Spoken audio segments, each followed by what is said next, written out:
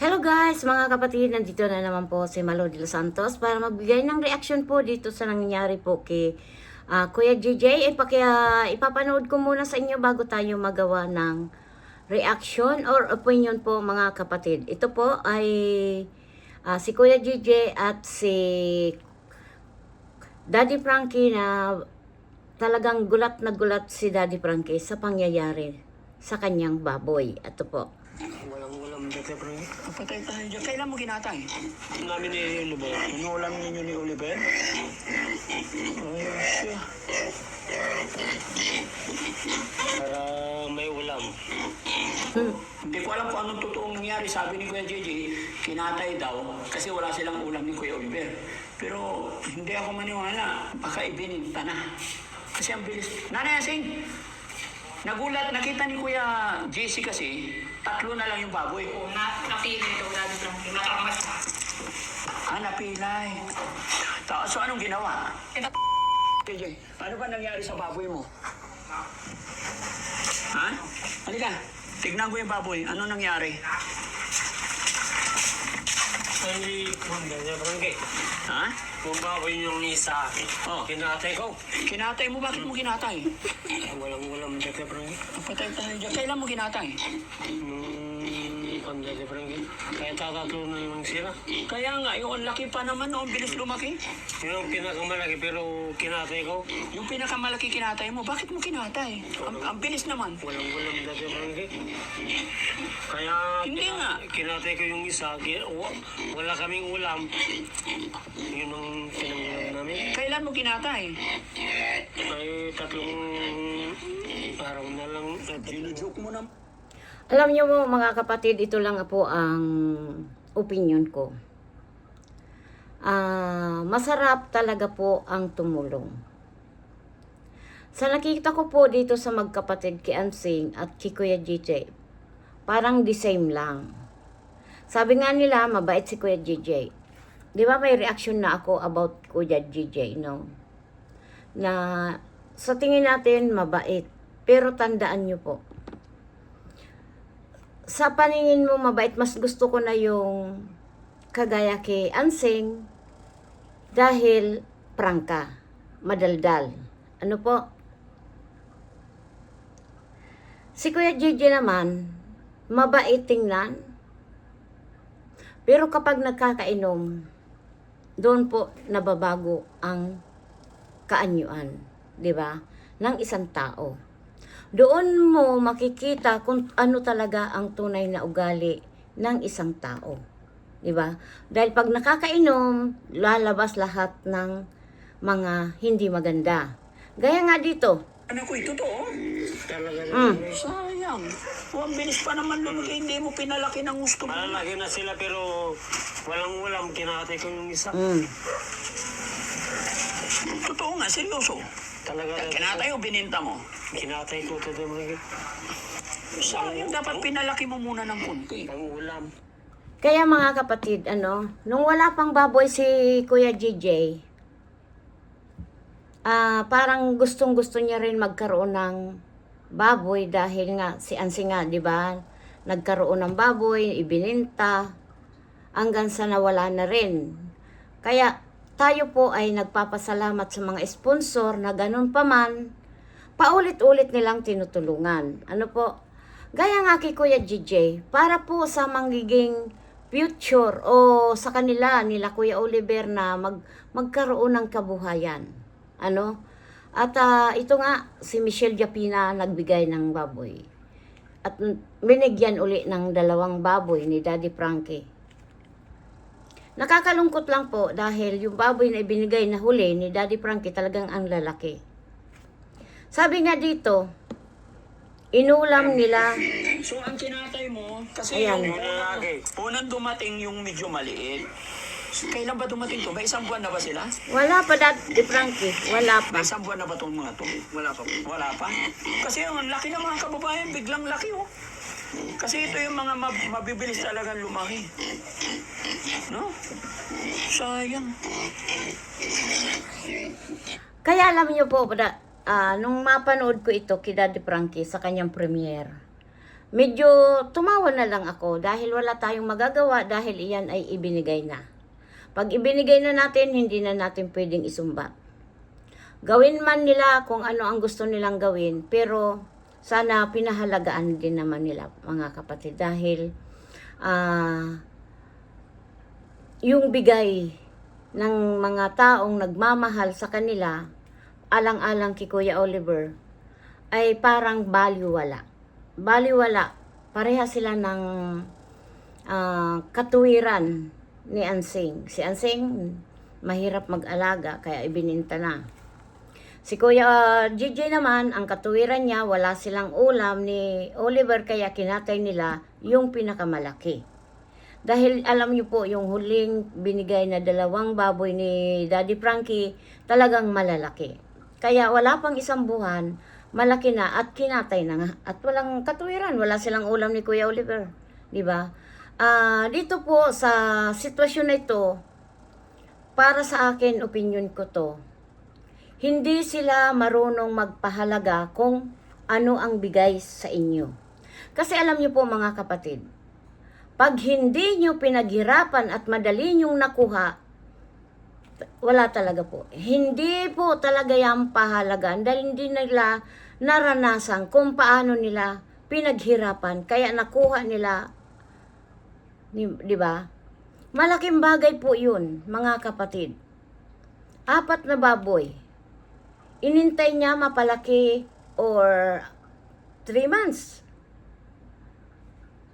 Ibenta mo ang 2, bumili kayo ng 2. Ngayon, mga kapatid, kayo na lang po ang magsabi. Kasi napakahirap po talaga ang sitwasyon, yung ganito, na minahal mo, na para bang pahalagaan mo ito para sa inyo ni Kuya Oliver, para alagaan mong mabuti ang kapatid nyo. Ganon din kinanay Ansing, ano? Pero may mga time talaga na hindi po talaga maganda ang pangyayari dito sa 2 ito. Hindi natin alam yung inggit, diyan po nagsisimula po talaga. Dahil pareha sila po may interest. Di ba? Sa bahay ni Oliver. Ito yung talagang nakita ko. Kahit man anong sabihin, wala ako dyan interest, wala ako dyan, pero mayroon po. Nakikita natin yan dahil silang 2 po ay nag-aaway, magkapatid. Kaya, para sa akin mga kapatid, ano ang masasabi niyo dito sa kinatay na baboy ni Kuya JJ? Diba? Ang hirap lang po talaga mga kapatid, tayo ay nanonood, napapanood natin. Kaya minsan hindi natin maalis kung ano po yung opinion natin. Dahil may mga karapatan tayong mga viewers or taga-suporta ni Daddy Frankie na hindi po makapag sabi na sa ating nasa loobin, di ba? Kaya para sa akin po dito, parehas lang silang may interest po sa bahay ni Kuya Oliver. Pakinggan po ulit natin. Inulam namin ni Oliver yung dati. Ha? Inulam namin ni Oliver. Inuulam ninyo ni Oliver? Ayun siya. Para may ulam. Naubos. Kinatay nila dahil para may ulam daw sila ni Oliver. Oh my God. Pakinggan natin kung ano ang ating sasagot ni Daddy Frankie dito. Ngayon, kung kayo lang, imposible. Baka bininta mo. Hindi na inulam namin ni Oliver yun. Hindi ako makapaniwala. Sayang. Kung lalaki na parehas Sayang ng malaki. talaga dahil wala pang Nagkahabol-habol 1 nila. buwan. Sana mapalaki mo pa ng konti. Tapos pag malaki ibenta mo, mapapaikot ninyo. No? Baka bukas, baka pagbalik ko 1 buwan, 2 na lang. Yun ang hindi ko masasabi dahil Frankie. Baka mamaya lilitso naman yung isa. Lilitsunin na naman. So ibig sabihin, nilitsun mo yung isa. Yun ang masarap dito Frankie. Dahil lilitso namin. Tayo dyan. Di ba? Siya. Nakakalungkot po dahil wala silang interes na mapaikot ninyo yung binigay ng mga pagmamahal sa kanila, no? Hindi mo matingnan mo, baka mamaya, ano mo na naman, leksyonin mo na naman, hindi natin masasabi, di ba? Kaya, sa totoo lang, paano ka magkaka-interest uli na tulungan ang pamilyang to? Paano na lang si Kuya Oliver? Di ba? Kaya mga kapatid, may napanood ako, abangan natin yung premiere ni Daddy Frankie about po kay Kuya Oliver dahil may nangyari daw po kay Kuya Oliver. Dahil sa totoo lang po, nag-aaway po si Ansing at si Kuya GJ. Paano na lang si Kuya Oliver? Ang katanungan po dyan ay kawawa talaga po si Kuya Oliver kung wala talagang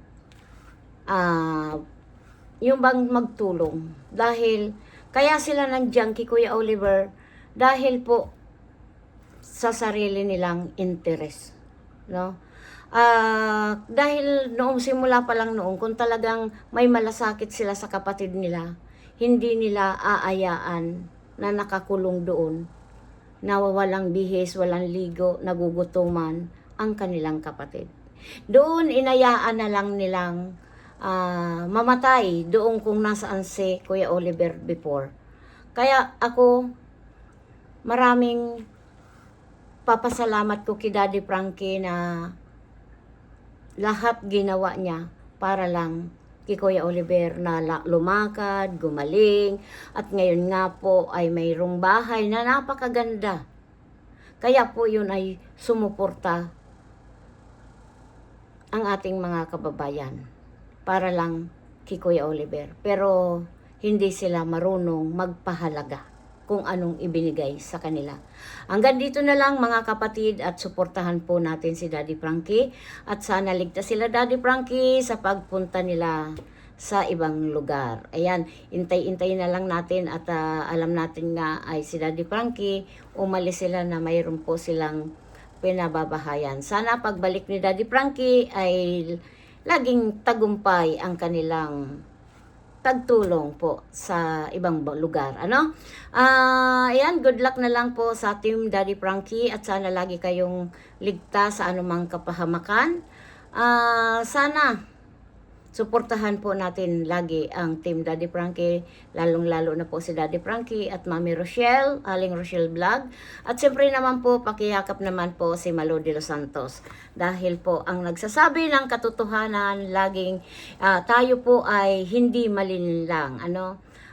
Kung ano man po tayo, ay nandito lang tayo sumuporta kay Daddy Frankie. Mabuhay tayo po ang lahat. Bye-bye! We love you so much sa Team Opo. Thank you so much. Antay at kay Joel Salcido at Kapiso. At suportahan po natin lahat sila. At si One Part Tugashi, ayan, suportahan natin. Iyan po ay ang gagaling niyang gumawa ng mga kanta ko po. Siya po ang gumagawa ng mga talagang pinaririnig ko sa inyo. Mabuhay po sa inyong lahat.